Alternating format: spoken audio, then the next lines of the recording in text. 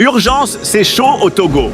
Les universitaires s'adressent au président Faure Gnassingbé dans une lettre bien détaillée suite à la modification de la Constitution. Attends, je t'explique tout. Après la modification de la Constitution togolaise, tout le peuple togolais est agité et les étudiants brisent le silence. Like la vidéo, voici la lettre ouverte d'universitaires togolais. Au président de la République, Excellence Monsieur le Président, dans la nuit du 25 mars 2024, l'Assemblée nationale togolaise, dont le mandat a normalement pris fin depuis décembre 2023, a adopté une nouvelle constitution qui prévoit un régime parlementaire en lieu et place du régime semi-présidentiel consacré par la Constitution de 1991, adoptée par référendum par plus de 97% des Togolais. La nouvelle constitution vous a été soumise pour promulgation. Mais en raison de la levée de bouclier des citoyens et du caractère impopulaire du texte, vous l'avez renvoyé à l'Assemblée pour une relecture.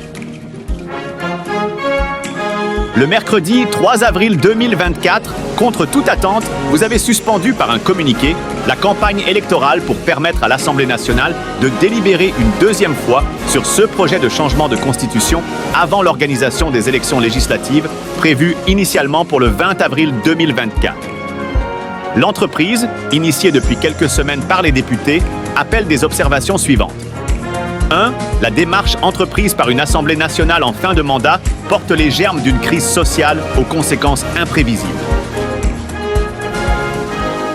2. Elle est inopportune en ce moment où le peuple togolais se mobilise pour élire une nouvelle Assemblée nationale et désigner ses élus régionaux. 3. Au terme du titre 13 de la Constitution de 1992, l'Assemblée nationale ne dispose que du pouvoir de révision de la Constitution. Elle peut l'exercer seule ou avec le président de la République et le peuple. 4. L'Assemblée nationale ne peut, en aucun cas, adopter une nouvelle Constitution ni au cours de son mandat ordinaire, ni pendant le prolongement de celui-ci. 5. La Constitution représente le contrat social dans toute société.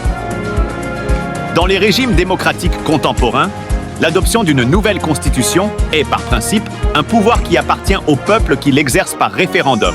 Telle est, du reste, la pratique coutumière constante en vigueur au Togo depuis l'indépendance. Les constitutions des One Area, 2, 3 et 4 républiques ont toutes été soumises au référendum. 6. Conformément à l'article 59 de la Constitution togolaise, tout changement qui remettrait en cause le mode d'élection du président de la République ou son mandat implique l'organisation d'un référendum. L'entreprise de modification en cours donne à une fraude à la Constitution. C'est pourquoi, nous universitaires logolais, conscients de notre mission d'éclaireur sans parti pris, désapprouvons totalement le processus en cours, tant dans son principe que dans son opportunité. L'élaboration d'une nouvelle constitution, texte fondamental devant régir notre pays, ne peut se faire dans un climat de tension et de forte contestation. Elle exige un minimum de consensus. Par conséquent, nous vous prions, Excellence Monsieur le Président de la République, d'arrêter le processus d'adoption d'une nouvelle constitution afin que le débat sur le changement constitutionnel se fasse par de nouveaux députés élus dans des conditions d'équité et de transparence et surtout par les citoyens qui seront appelés à se prononcer par voie référendaire. Lomé, le 9 avril 2024.